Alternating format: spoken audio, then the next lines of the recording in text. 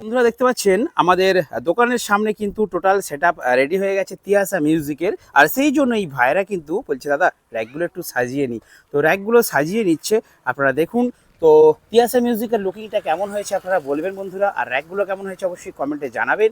তার সাথে বলে দিই তিয়াসার কিন্তু ওপরে বাজবাকি ছবিটা দেওয়া হয়েছে, তো সম্পূর্ণ ক্রেডিটটা হচ্ছে মালিকবাবুর, যিনি আমার কাছ থেকে টিএমএস সাউন্ডের দোকান থেকে সেটআপটা বানাচ্ছেন এবং উনি কিন্তু নিজে এই লোগোটা এবং লেখার স্টাইলটা নিজে পছন্দ করেছেন এবং কালারটা অবশ্যই। তো যাই হোক, যে কালার আছে দেখতে পাচ্ছেন কত সুন্দর কালার, ব্লু কালার সম্ভবত। আর এখানে দেখুন র্যাকগুলো কিন্তু অনেকেরই পছন্দ হয়েছে বন্ধুরা, লাল আছে, রেড আছে, ইয়েলো আছে।